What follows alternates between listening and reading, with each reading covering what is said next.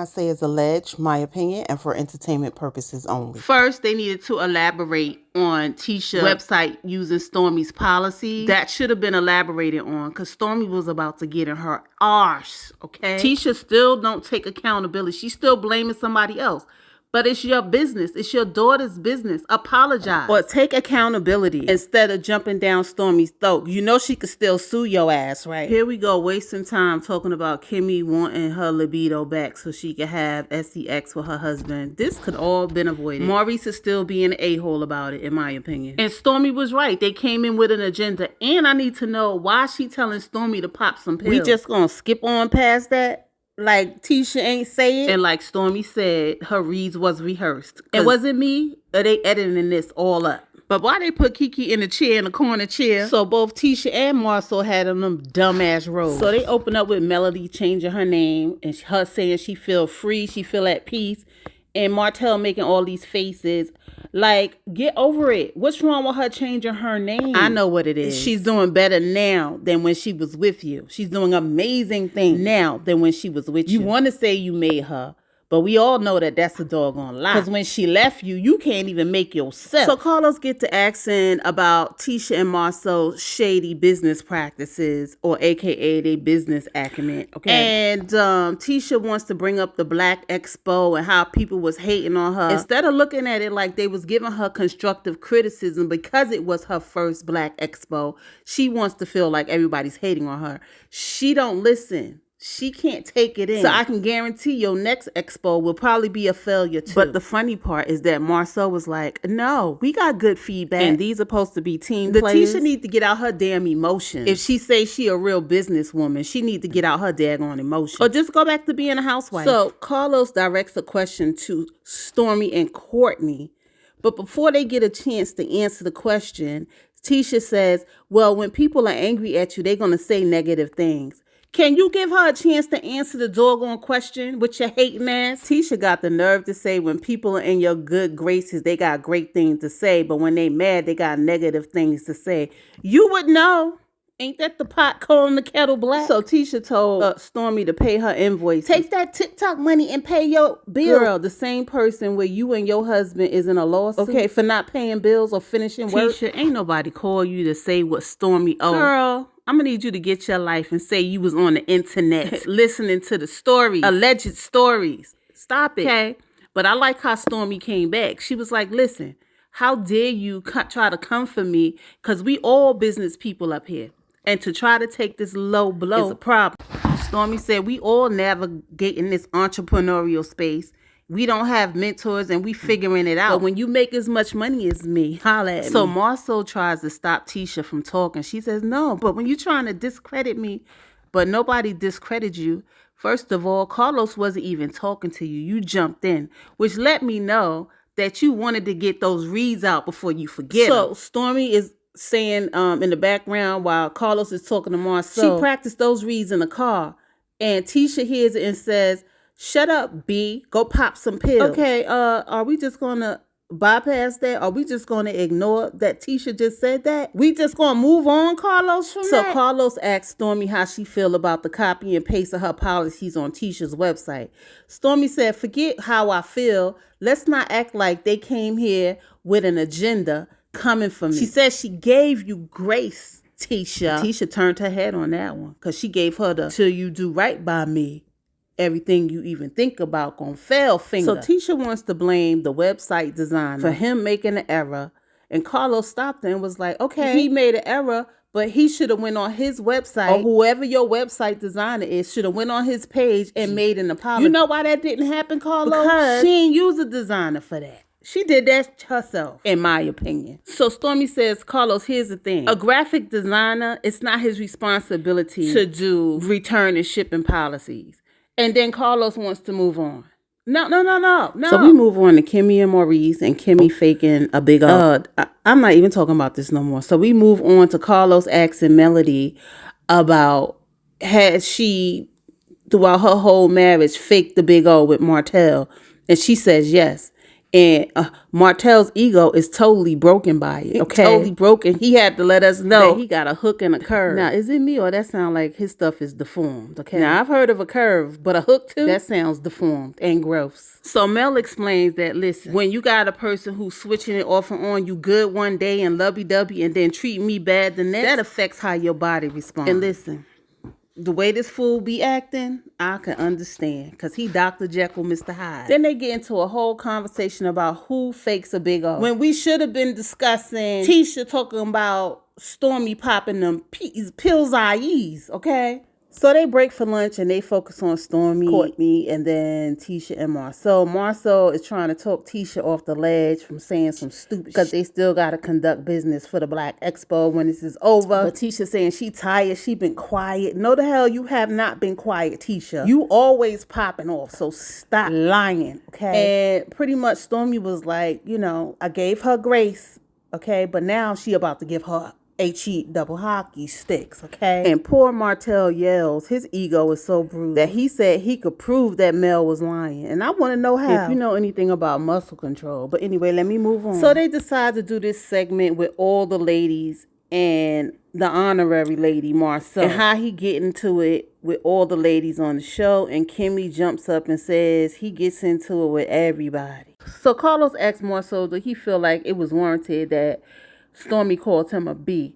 He goes in to try to dig low and be like, at first he was offended, but because of her culture, he now understands why she behaves the way she behaves and that she wants to get more camera time, so that's why she acts out. So Stormy was like, if he act like a bitch, he is a bitch. Period. Okay. I ain't gonna repeat everything she said, but basically that's what it boiled down to. Okay. Then Carlos turns to Tisha and says, a lot of people was concerned that you let Stormy call Marceau a B, right?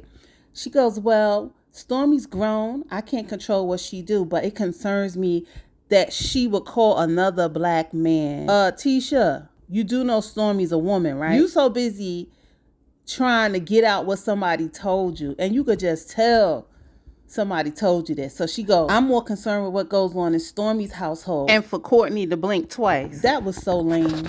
So Stormy basically let it be known that y'all not going to downplay me. I was known before I came on this stage, and you, Marceau, and you, Tisha, ain't going to play me like that. The only reason y'all here is because of Love and Marriage Huntsville. You can Google me, baby. Forbes, Business Insider, everything. Have y'all been on those lists? So they move on to Melody and Marceau making a comment about Melody just selling t-shirts. And Melody pulls out a shirt for him that says, I sell t-shirts. Melody said, you know, she didn't take it seriously because she know that it wasn't true.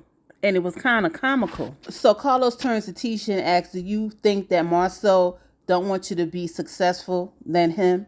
And she goes, no, I own all of his businesses. You know, this couple here, they stupid. They don't support each other at all. Did you see Marceau's face when she said I own all of his businesses? So basically, Marceau just want Tisha to be successful in their business and not grow outside of their business. As what he called it, a master plan. He don't want her to grow outside the master plan. He says if she grows outside the master plan, she's going to lose her children. What the are you talking about, Marceau? And then they talk about Tisha miss being a housewife. And I was with Mel like, what are you talking about? Tisha is caught up in the whole boss this title. She is caught up in that. That's why she copying and pasting stuff. Okay? And copying people ideas. So Marceau constantly throwing shots at Mel, talking about, you know, she's a single woman. And he don't want Tisha to be a single woman, and she got a choice if she want to be a housewife or not. That's the stupidest shit I ever heard, okay? She came on this show talking about she's a stay-at-home mom that wants to work, that wants to get outside the house, and we find out it's a whole lie because she just said that she was working when her child turned 2. The oldest child turned 2. Marceau act like it's a prize to be married. It ain't a prize to be married when you ain't growing in the marriage. The only person that could grow is the husband. That ain't no damn prize. And Tisha's sitting there stuck on mute letting Marceau say this stuff. The problem I had with Marceau is he's a freaking misogynist, okay? The first comment he made was like, if you women want to be equal, then you got men that talk on this panel in the friend group, we should be able to say something. Ain't nobody say you couldn't say anything. It's what you say that's the doggone problem. And then the second thing he gonna talk about is, well, if you work so hard, you so busy, you gonna lose your kids. Why? We've been doing it all. Listen, nobody signs up to be a single mother. So I'm gonna need you to get that out your goddamn head. Nobody signs up to be a single mother. Melody got married to be married forever, to watch her kids grow in her marriage. But who effed it up? Her husband. But y'all gonna try to make it her fault? Because she came out of this marriage, flew from up out of them ashes, and she's soaring now. And y'all mad at her for standing on her 2 feet to take care of her family? That's the weirdest shit. Sound like some insecure men. So Melody had to make it clear, okay? She traveled the world, she stayed booked and busy, and she's still able to do everything she want and then some with her kids. So that's not an excuse. And she ain't gonna let you sit up here, Marceau, and downplay that women can't do it while all. Tisha sit over there looking stupid, stuck on mute, because she don't know if she want to be a boss or a stay-at-home mom. You ain't got no option, okay? We know you working because Marceau effed up the money of those businesses that you quote-unquote own. Allegedly, and in my opinion. And we ain't gonna skip over the fact that outside of Kimmy saying Marceau talk about everybody, Kimmy ain't say nothing in this particular segment of the show. Did she really need to be there? So the only thing you could talk about is having or not having a libido. Yeah. So they bring Kiki out, and basically Kiki said that she did not break the pact about talking about Tisha's marriage. Tisha came to her about Bleep and asked her to look into what's going on about Bleep, you know, Marceau and this alleged threesome, right? Now, Tisha did not deny not coming to Kiki. So that clarifies that Letitia came to Kiki. And it also clarifies, as I said in my reviews earlier, that it felt like Tisha a setup. Poor Kiki fell for it. I ain't gonna say poor Kiki, but Kiki fell for it because she loved her cousin. So here's where it all gets sketchy for me, because Tisha, one, did not deny coming to Kiki about it. Okay?